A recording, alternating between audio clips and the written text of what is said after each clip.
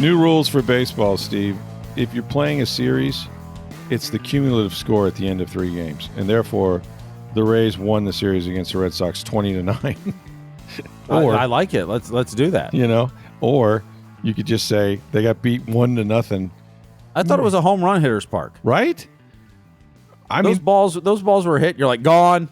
Yeah. Oh, wait, he's caught it 10 steps inside for the warning track. Like, right. How the heck that happened? Right. No, I mean, you were there, so I suppose that they were getting knocked down by the wind, whatever direction it was coming from. Wind, heavy air, whatever it was, or no wind, or swirling, or something. But yeah. And the only run was a low shot to right field that shouldn't be a home run. It was 327 feet. Nobody thought it was a home run when it was hit. Right. And it squeaked over the wall and right. That's the only run of the game. David Hamilton, who's 27 years old, he has 8 career home runs coming into that at bat. And he hits a 2-strike pitch. The pitch before FanDuel, you look at the strike zone grapher, and it should have been called. It should have been rung up by Emil Jimenez. Then he hits, like you said, 335 foot, and not a home run in any other ballpark. According to John Romano, I was reading his story. He had a hang time of 3.33 seconds. It's the shortest of any homer hit in the majors this season. So there were 7 other balls hit further, and every one of them was an out. To your point, everything got knocked down. So, yeah. Everything got knocked down, but Jake Mangum's batting gloves that got stuck to the wall. That was hilarious, by the way. First of all, I thought it took a chunk out of the wall. Like, well, that's what I thought. From a long way away, and you're like, what the heck? That's what I thought. And then, I thought it was a dent in the wall, and then you realize there's batting gloves. So, first of all, he took a bad angle, and maybe the wind was doing tricks on him there, too, because that ball probably should have been gone. But he bangs into the wall, kind of spins around, and it takes his batting gloves out of his pocket, and they just hang there. And he didn't realize it, so he comes into the dugout, and they're still hanging on the wall. That was an interesting play. When I was playing college baseball, this is kind of gross, but it's also funny in its own way. So we had our center field fence, our outfield fence was an actual fence. Right? You don't get that very much, but it was. It was a wooden fence, and center field was probably close to 400 feet, but regardless. So we were playing, I think, Texas Arlington in a series, and I forget who hit the ball. Some guy hit one deep to center, and actually the center fielder went back, and he was a really good player, but he went back and had no idea. There was the warning, nothing slowed him down. At full speed, he hits this fence so hard. You just hear, bam, like this delayed. It's like, oh, and he went down in a heap, and the guy throws a ball back in. It's like a triple or something. And everybody runs out to him, and, he was concussed, and they took him out of the game. And the next day we're out there shagging flies and stuff, man. And he was a kid that had like red hair. And so we're like, yeah, man, he hit right about here. There's a clump of red hair hanging from the fence. Oh, geez. It was like, oh my God, it literally scalped him. But that's what I thought of when I saw the batting gloves hanging there. I was like, wow, what is that? At first, I was with you. I thought he took a chunk out of the wall, because you couldn't really tell what it was. Yeah, as I was chunking, I'm like, how did he do that? Like, what did he hit? What did he hit? Right. Like, it wasn't like his cleat got up that high or something. Yeah. How'd you tear it up? Yeah. Yeah. But it was a nice play. It just I thought that he kind of took kind of a weird angle. But Zach Littell, he took an awful angle too. Yeah, he ran backwards, then sideways, then he eventually ended up where the ball was. Littell, who had been kind of roughed up, he had given up 5 home runs, I think, and 12 runs in 11 innings. He actually pitched really well for a guy that said he wasn't throwing the ball as well as he had. He says, if I'm being honest, I threw it the worse than I have the last 2 starts. But he cannot get any support, by the way. He can't. He's that guy. For 3 years now, he gets no run support. I think he's the worst in the majors as far as run support. And then tonight he gets none. Right. Well, they didn't have any base running. They had 2 runners on with 1 out in the first and the 5th. Yep. And they went 0 for 4 with 3 strikeouts. I mean, so if you can't get guys on or over or in, certainly not in, what are you going to do? After the opener, when they beat them 16-1, they did not lead a single inning in this series the next 2 games. And that's been their thing, right? Like you got to get off to better starts and try to get some leads and things like that. The Boston bullpen was perfect. They went over 4 1/3 with 9 strikeouts. So it was really their bullpen that kind of won the game for the Red Sox the last 2 nights. A lot of Red Sox fans there, Steve. I'm guessing I heard a lot of them. There were more than you'd like to see, and I'm sure this weekend's going to be even worse when it comes to Yankee fan. Yeah, for sure. For sure. Well, they played all these home games now, and 9 of them, in fact, and they've been out homered 22-14. So that's the one that Hamilton hit was the cheapest by far, and it cost them the game. So, but if you're not going to score, if you're not going to hit, that's the problem. Pitching's still okay. The other thing is, anytime you don't have Jonathan Aranda or Bilal in the game, that's not good, right? Like those two guys give you a chance to hit the big fly, but when they face a left-hander, they're just not gonna play him, I guess, or it's a good night to at least sit them down until you get into the bullpen, and then they each, I think, had at least an at bat and win the game. But yeah, it's not an imposing lineup. The 16 runs notwithstanding, it's just they're okay. They're gonna be worse, obviously, against left-handers if they're going to continue to platoon those guys. So yeah, it was just kind of a blah game, And the thing is, now they're 8-10. Is that right? Well, yes, and they lost this series after they won that first game 16-1. 2 games under 500, which is not a big deal this early in the season, but you'd like to try to get back there. Remember last year they flirted with 500 the entire time. I think they were 500 over 35 times during the year. But with this many games. But here's the thing. You're 3 games back of the Yankees. Right. With a 4-game series coming up. You only take one of those games. Oof, now you're 5 back. 5 back, and if you're going to have a 13-game homestand, what does that mean? You're going to have a 10 or 12-game road trip somewhere down the line. And we know that when they get to the later part of the year, when the reason why they're playing so many home games now is the weather's holding out and it's good. But then when you get to August and late July and maybe September, the schedule flips on you and you're on the road for an incredible amount of series. And so, you kind of need to play better at this point because you're not going to get these 13 games in a row back, But they lost. Another ball was lost in the outfield. Like, is that, you think it's still the lights are bothering them out there, or? I think they lose it in the light. I think the lights are so low they lose it. Right. Because that probably was part of what Mangum at the catch in the 9th inning. Yeah, I think you're right. I think he took the wrong way because he didn't see the ball coming. He lost it. Yeah, they're losing it up there because the towers aren't very high, or they're, the ball's getting lost in them, and they're definitely struggling with it, whatever it is.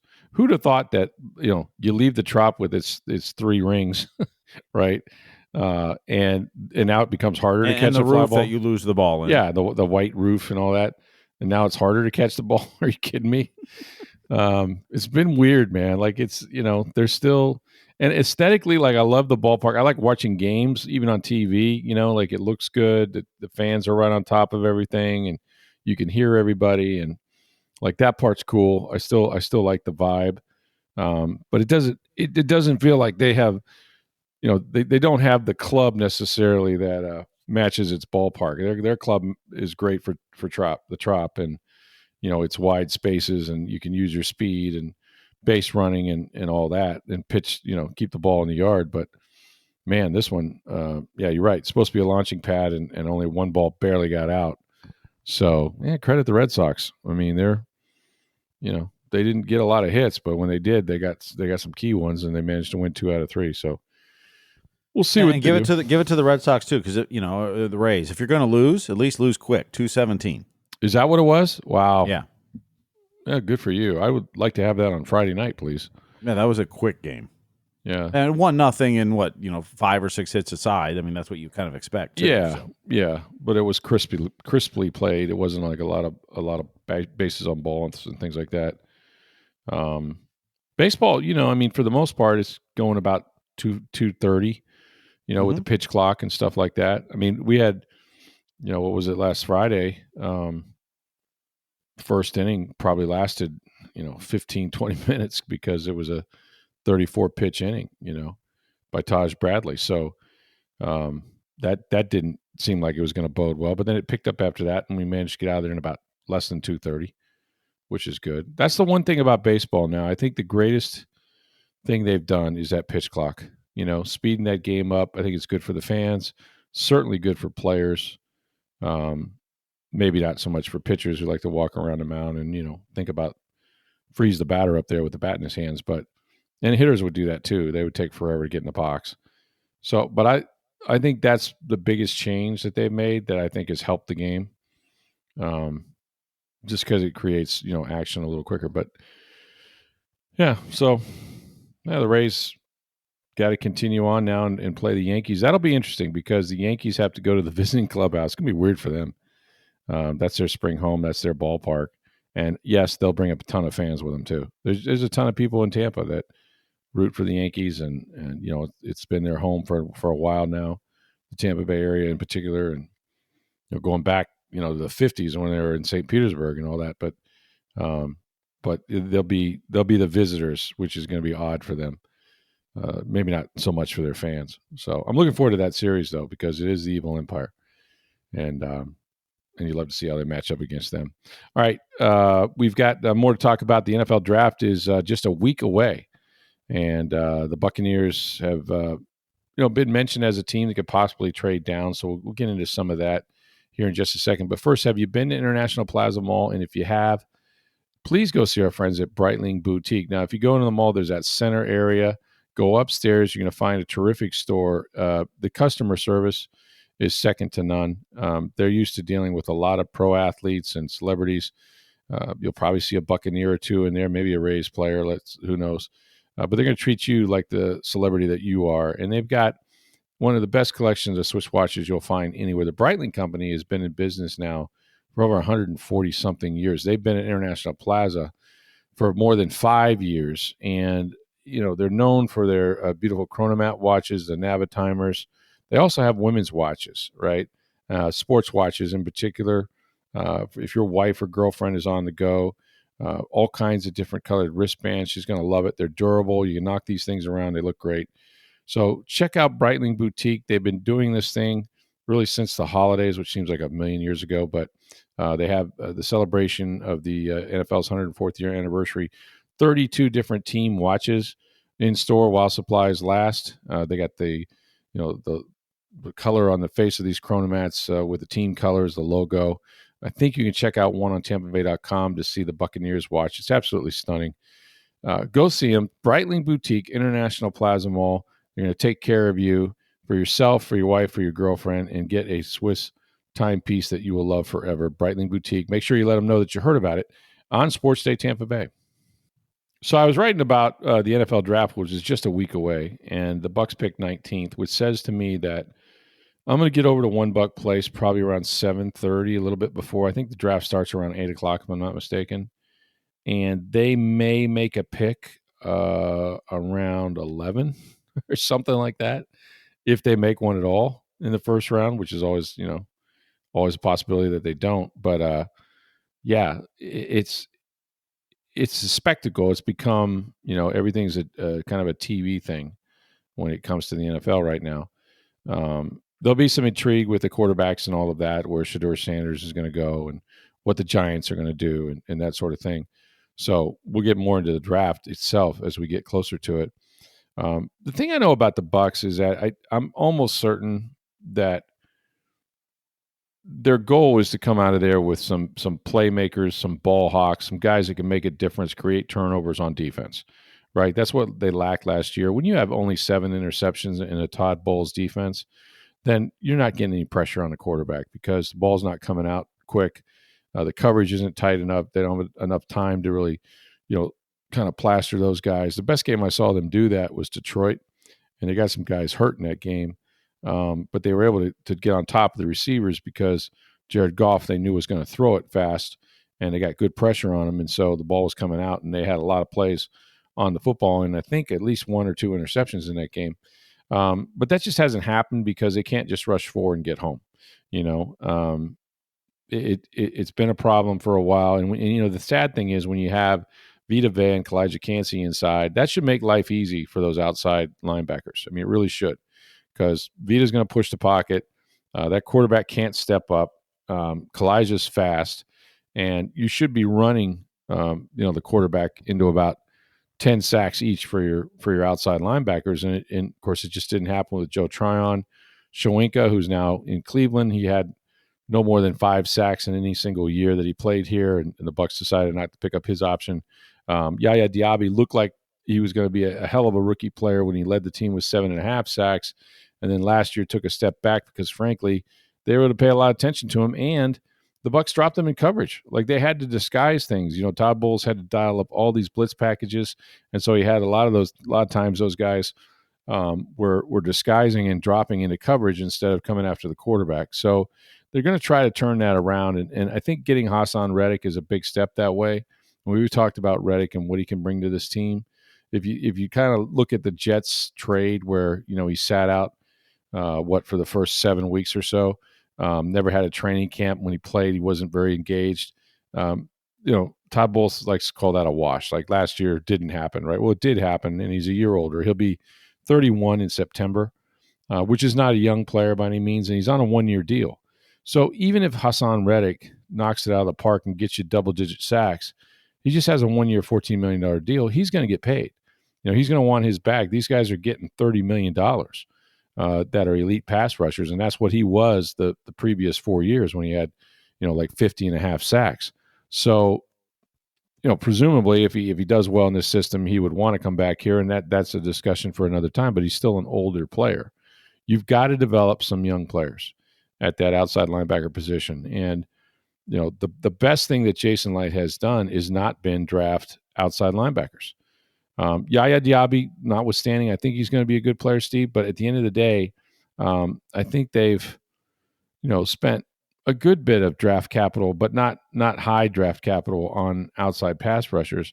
They still hope Chris Braswell, who was their second-round pick last year from Alabama, like, he'll make a big step, right? His second year. He only had a sack and 1.5 sacks last season. But they've got to do a better job of kind of identifying that talent and developing it. Because, like I said, Reddick will be 32 by the time the season starts, 31, 32. They're going to have to come up with some players. Now, there are some guys in this draft that has gotten their attention, and I don't know that they're going to last to 19. That's the problem. And one of them is the kid from Marshall, the outside linebacker, Mike Green. And they talked to him at the NFL Combine. He led the nation with 17 sacks last year, but he's at Marshall, right? He transferred from Virginia. There's some off-field incidents with him, unproven accusations of sexual assault, and that actually resulted in his suspension there, even though he was never charged or arrested or anything like that. He talked about it at the Combine.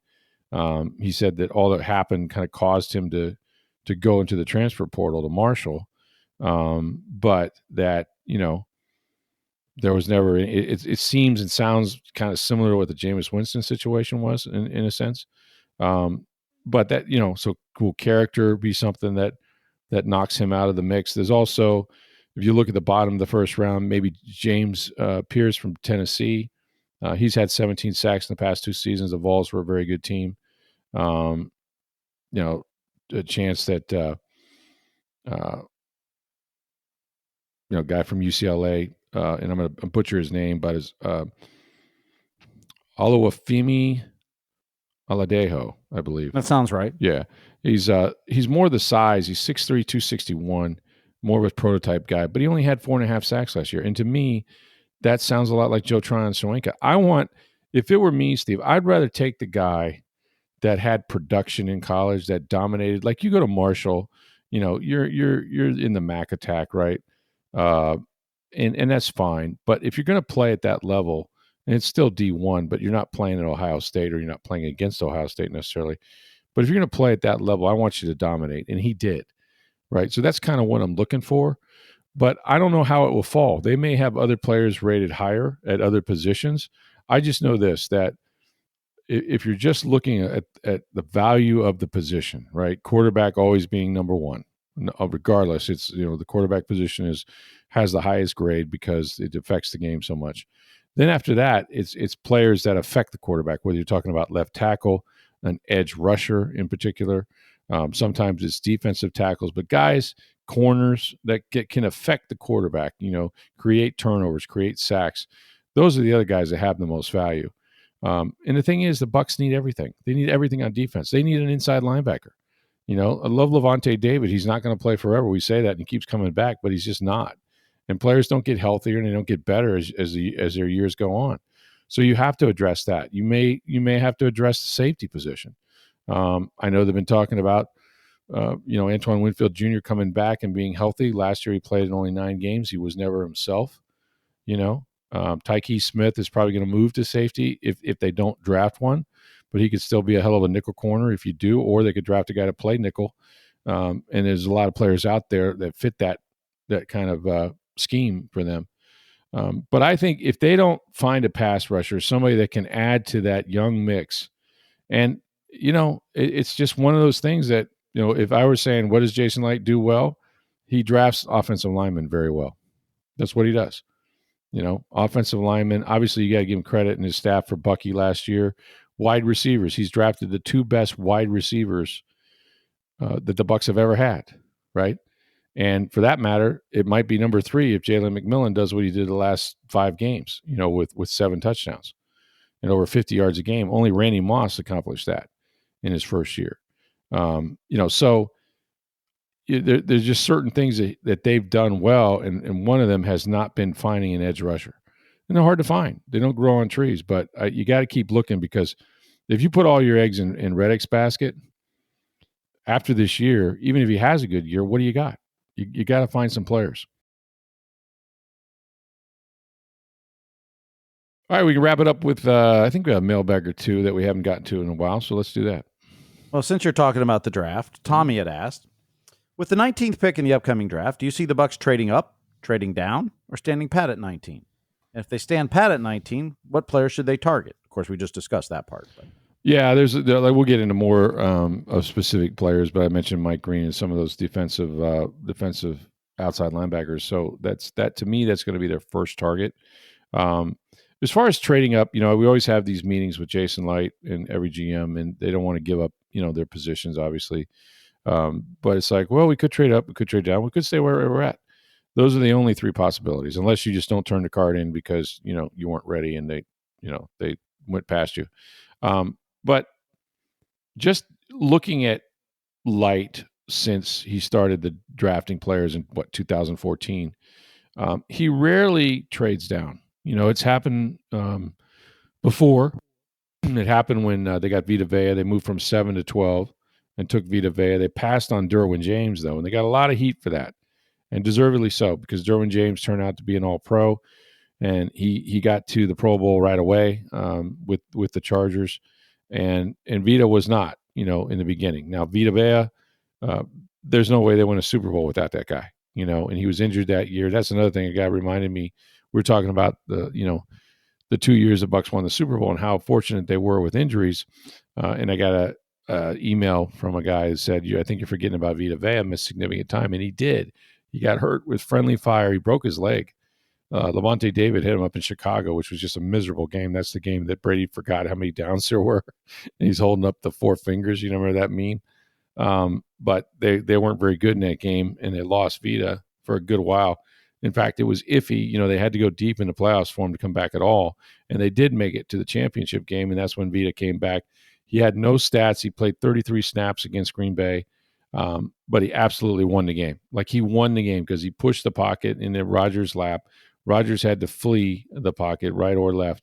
And Vita ran Rodgers into 5 sacks. And Shaq Barrett and JPP, Jason Pierre-Paul, combined for 5 sacks that day. So he absolutely impacted that game. He impacted, obviously, the Super Bowl when they chased Patrick Mahomes all over the field. So, even though he was injured, he did come back. But as far as moving up, moving down, this is how it usually goes. So they'll be watching the draft fall to them, right? And certain players will be falling to them, and other players will be taken earlier than they anticipate. And so you kind of go into it, I think Jason typically says, well, we have like 5 guys, right? When we get down to that, 14 to 19 range, you hope to have like 5 players that you're happy with. If any one of them are still there, that's your guy, right? If those guys are gone before they get to 19, then yeah, you're answering the phone. The problem with this draft, according to Jason, is there's not a lot of elite players at 19 that you can't get. It's the same player you're going to get at 33 or maybe 36, right? So what's the motivation for a team to come up? It takes two to tango. And of course, you consider moving down. You got to know how far. And if you move too far, does any of those guys that you really like, are they still going to be there, right? But what is that team coming up for? Well, typically, there's a specific player that they want that you're willing to sacrifice. And in this case, I think there would have to be a quarterback there. I think there would have to be a Jackson, Dart or somebody like that that has kind of, maybe Shadur Sanders, right? Like somebody that has fallen further than they anticipated or they think has value as a first-round pick. And a team specifically, say the Giants want to jump back in the first round or one of these quarterback-needy teams, that's how you can, get a decent offer to move down. But, and then moving up, they've done that once. It worked out really well, but it was one spot with Tristan Wirfs, and you would do that 1,000 times out of 1,000, knowing what you know now about Tristan. But in general, like if you're just saying over the course of the drafts Jason has done, he's picked a player wherever they were meant to pick. And not to say it wouldn't happen, but just listening to him talk about the value of this draft, it's a lot of starters in this draft, through the second, third round, but not a lot of superstars, right? Not a lot of superstars. And so, if you're picking in the top 10, maybe you get, a franchise type game changing player that's a rookie. Now, I would say Bucky was that for them last year, and they got him late. They got him in the mid rounds, fourth round. So you just never know where that guy's going to come from. But in general, if I were a betting man, I would bet that they take a player at number 19 because most likely there will be a guy. There's going to be surprises above them that'll push some good players down, but there will probably be a guy that they like more than the deal they're offered. If in fact somebody's even looking to come up to 19 and take somebody, it just depends. Again, I'd say watch the quarterbacks, and if one is there and teams are getting antsy about their last first round quarterback coming off the board, then that might be an opportunity. But otherwise, I'd expect them to make a pick, and I would say it's probably going to come, I don't know, somewhere between 10:45 and 11:30, depending on how fast the draft goes. So in other words, you're saying it's going to be a late night for the pod that night? Heck yeah. Just kind of like every night. Like nothing different, man. Like a Lightning playoff game, for example, which we haven't got to those yet. I mean, that's coming next week. Next week, either Sunday, Monday, sometime Saturday. I don't know. At some point, yeah. Yeah, we'll be up. They're not going to play Saturday. The NHL's already announced the 2 Saturday games. So they have play Saturday. Okay, all right. So Sunday or Mondays look Sunday, like? Monday, Tuesday. It's one. They'll start sometime Sunday or beyond. If it were Sunday, maybe there would be an afternoon game and we could actually go to bed that night. But probably not. There'll actually be 4 games on Sunday. Okay. I think it's 12:30, 3, 7, and 10. Yeah, I would go for everything, but the 10 o'clock would be a West Coast. Well, that'd yeah. be a West Coast one, but the other ones. But the NHL has not announced the schedule yet. I assume it'll come tonight. After the regular season will end tonight. Yeah, Lightning play in at the Rangers tonight for their last game. Okay, and everybody sits, right? No, no. Everybody plays. Oh, okay. So the Lightning don't have any cap space. Oh, crap. They can't bring anybody up. You can't call anybody up. At this point, after the trade deadline, you can go past the 23-man roster, but you have to be cap compliant. Now, Florida the other night sat a bunch of guys. Well, when Aaron Ekblad got suspended a week after the trade deadline, that gave him another spot. That money doesn't count against the cap, so they have a lot of extra cap space. They were able to call up players and rest some guys. Yeah. The Lightning are not in that position. Now, they recalled Cam Atkinson today. Yeah. And, but with Mitchell Chafee leaving the game Tuesday night, presumably the head injury. Yeah, that looked bad. Illegal check to the head. And Jesse Puljujarvi's got a hearing today with the NHL about that. But So if you're assuming Mitchell doesn't play, and I don't know if he will or not, the Lightning didn't practice Wednesday, so no update. But I got to imagine after taking that hit, you're not going to play him this game. Yeah. So he's the guy that's sitting. Cam comes in. That's what I'm assuming. Right. I assume Johansson will play. I don't think they'll play Vasi. Yeah, it just wouldn't make sense to expose him this close to the playoffs because anything can happen. And this is the last chance you have to rest him. Let's be honest. Unless he gets hurt, you're not going to rest him during the postseason. Right. So, yeah, this will be his last game. One more to go, and then it's playoff time. And it's Florida again. And one of those teams, has a history of making it to the Stanley Cup final. Last 5 years. It's amazing. It's an unbelievable stretch. It really is between the two of them. I know Minnesota likes to call themselves the state of hockey. I believe it's Florida. It's clearly Florida. Yes. We know what to do with our ice. We put them in cold drinks and skate. Yeah, and all the matchups are now set in the NHL. Montreal clinched a playoff berth Wednesday night. Oh, okay. Which eliminated Columbus, which would have been a great feel-good story. Mm-hmm. With everything they've gone through this year. Oh, yeah, with losing Johnny Gaudreau right before the season, and nobody predicted them to do much of anything, and here they were in a playoff hunt. But you also feel good for Marty St. Louis coaching the Canadians, who makes love Marty and love what he's done with the Canadians, and I think he'll be a successful coach as long as he wants to do it. I just think they're going to face the Capitals. Okay, and Washington's one of the best teams in the East, right? The best team in the East. Best team, yeah. As far as record, yes. And you look at Ovechkin and his historic year, like they got a little bit of juice. That's a good storyline. The East is going to be tough this year. Tougher than the West, do you think, to get out? I don't know about tougher. I mean, I think Winnipeg's really good in the West. Mm-hmm. That Dallas-Colorado matchup is going to be insane. Mm-hmm. It's kind of like Florida-Tampa Bay. Yeah.